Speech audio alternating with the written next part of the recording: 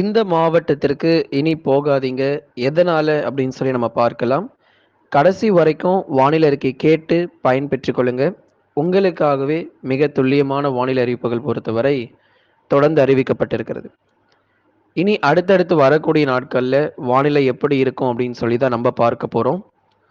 ஏற்கனவே நிறைய மாவட்டங்கள்ல வெயிலுடைய தாக்கம் ஒரு பக்கம் அதிகரித்து வந்த நிலையில, குறிப்பிட்டு ஒரு 7 முதல் 9 மாவட்டங்கள்ல ரொம்ப தீவிரமாகியிருக்கு.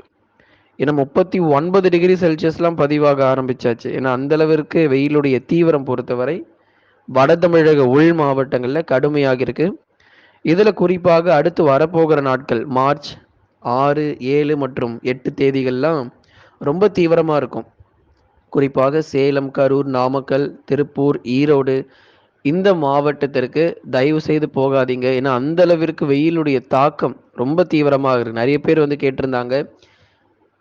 கோடை காலங்கள்ல எங்க போகலாம் அப்படின்னு சொல்லிட்டு. ஏன்னா இந்த மாவட்டங்கள்ல ரொம்ப கடுமையான வெயிலுடைய தீவிரம் அதிகமாவே இருக்கு. ஏன்னா இப்பவே கடந்த சில நாட்களாகவே 36லிருந்து 38 டிகிரி செல்சியஸ் வரைக்கும் பதிவாகிட்டு இருந்த வெப்பநிலை பொறுத்த வரைக்கும் அடுத்து வரப்போகிற 3, 4 நாட்கள்ல 39 டிகிரி செல்சியஸ், சில பகுதிகள்ல 40 டிகிரி செல்சியஸ் கூட கண்டிப்பா பதிவாகும்.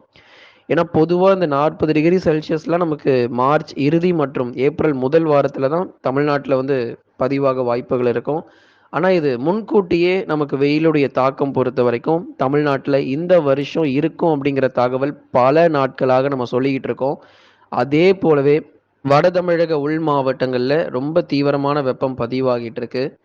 இப்போ நமக்கு இங்க மட்டும் தான் நமக்கு இருக்கும். அடுத்து வரக்கூடிய மார்ச் 2வது, 3வது வாரத்துல தமிழ்நாடு முழுவதுமாகவே பகல் நேரங்கள்ல வெப்பநிலை அப்படிங்கிறது அதிகரிக்கும்.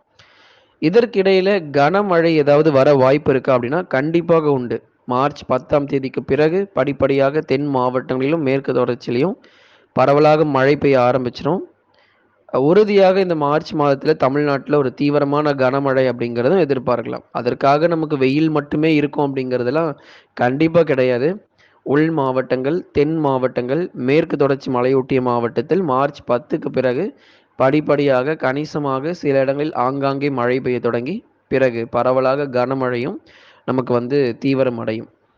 அதே போல நமக்கு கடலோர மாவட்டங்களிலும் வெப்பநிலை உயரும். ஏன்னா சென்னை முதல் கன்னியாகுமரி வரைக்கும் இருக்கக்கூடிய கடலோர மற்றும் கடலொட்டிய மாவட்டங்கள் சென்னை, திருவள்ளூர், காஞ்சிபுரம், செங்கல்பட்டு, விழுப்புரம், கடலூர், புதுச்சேரி, காரைக்கால், டெல்டா மாவட்டங்கள், அப்புறம் தென் மாவட்டத்தில் இருக்கக்கூடிய கடலோர பகுதிகளுக்கும் அடுத்தடுத்து வரக்கூடிய நாட்களில் பகல் நேரங்களில் வெயிலுடைய தீவிரம் பொறுத்தவரை நிச்சயமாக அதிகரிக்கும் நண்பர்களே. நீங்க மறக்காம லைக் பண்ணுங்க, சப்ஸ்கிரைப் பண்ணி தொடர்ந்து சப்போர்ட் பண்ணி பாருங்க. ஒவ்வொரு நாளும் உங்களுக்கு வானிலை அறிவிப்புகள் அறிவிக்கப்பட்டு வருகிறது.